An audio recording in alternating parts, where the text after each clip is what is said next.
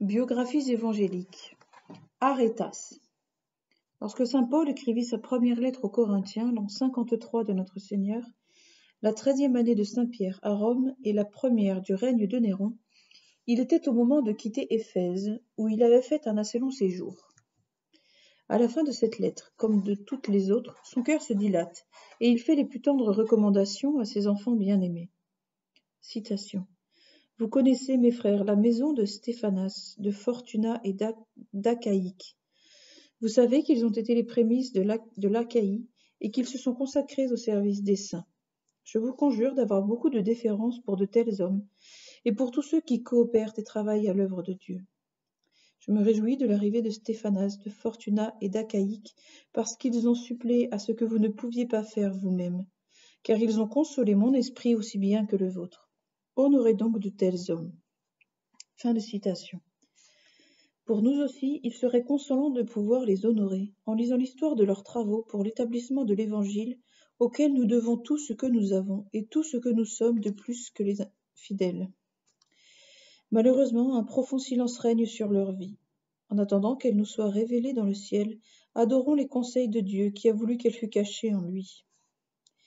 Dans sa seconde lettre aux Corinthiens, écrite de Nicopolis, en Macédoine, un an après la première, saint Paul nomme un personnage, à qui, en le nommant, il a donné un brevet d'immortalité, c'est Arétas. Roi de l'Arabie pétrée, dont Damas faisait alors partie, Arétas était représenté dans cette ville par un pacha ou gouverneur qui voulut saisir saint Paul immédiatement après sa conversion. On demande d'où venait cette hostilité, car Arétas n'a jamais passé pour un persécuteur. L'histoire profane vient ici en aide à l'histoire sacrée. Hérode, tétrarque ou suzerain de Galilée, fils d'Hérode Ier, avait épousé la fille d'Arétas, avec laquelle il avait vécu longtemps. En faisant un voyage à Rome, il passa chez son frère Philippe, prince de la Traconitide. Pendant son séjour, il conçut une violente passion pour Hérodiade, femme de son frère. Cette malheureuse répondit à ses avances, et ils convinrent qu'au retour de Rome, Hérode renverrait sa femme et la remplacerait par Hérodiade. La fille d'Arétas apprit ce qui s'était passé. Son mari étant revenu, elle dissimula et lui demanda la permission d'aller faire une promenade au château de Macéron. Ce château, qui appartenait alors à Arétas, était situé sur la frontière même de l'Arabie. Hérode y consentit, croyant qu'elle ne savait rien du complot. Celle-ci, de son côté, avait prévenu son père qui disposa tout pour l'heureux succès de son voyage. Le gouverneur du château la reçut avec honneur. Un corps de soldats arabes l'accompagnèrent jusqu'au palais de son père, où elle arriva en peu de jours. Elle l'informa de l'outrage que lui faisait Hérode. Pour venger l'honneur de sa fille et le sien, Arétas déclara la guerre à Hérode, dont l'armée fut taillée en pièces. Telle ne fut pas la seule punition de ce prince adultère. Nous avons vu dans sa biographie qu'il fut détrôné, privé de tous ses biens, et qu'il vint mourir à Lyon dans la misère. Sa conduite à l'égard de sa femme était d'autant plus coupable que Philippe, son frère, était sans contredit le plus honnête homme de sa famille. C'était, dit l'historien Joseph, un prince de caractère doux et modeste. Il résidait toujours dans ses états. Il se mettait en voyage, il se faisait accompagner d'un petit nombre de personnes choisies. Sa litière suivait le cortège, et de là il rendait la justice. Quand, pour une affaire pressante, on venait invoquer son autorité, il descendait aussitôt de sa litière, prenait connaissance de la cause, et sur-le-champ punissait le coupable ou absolvait l'innocent. Hérode cependant voulut se relever de sa défaite. On ne sait sous quel prétexte il dénonça Arétas à Tibère.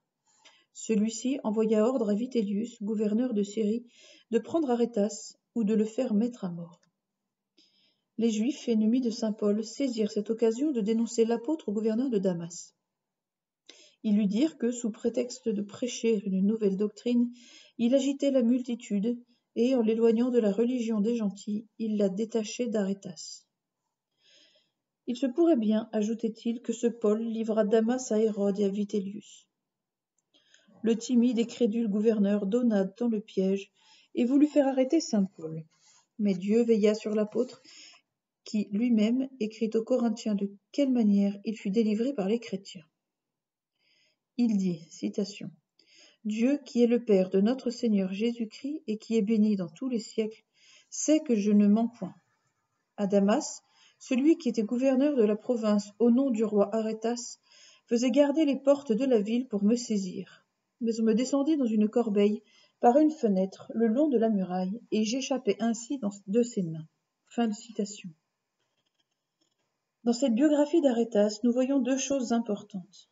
La première, c'est la confirmation des faits évangéliques par l'histoire profane. Au commencement du christianisme, la société païenne et la société chrétienne sont comme soudées ensemble.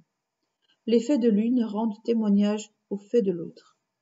De là, il résulte que, pour nier le récit des auteurs chrétiens, il faut nier celui des auteurs païens.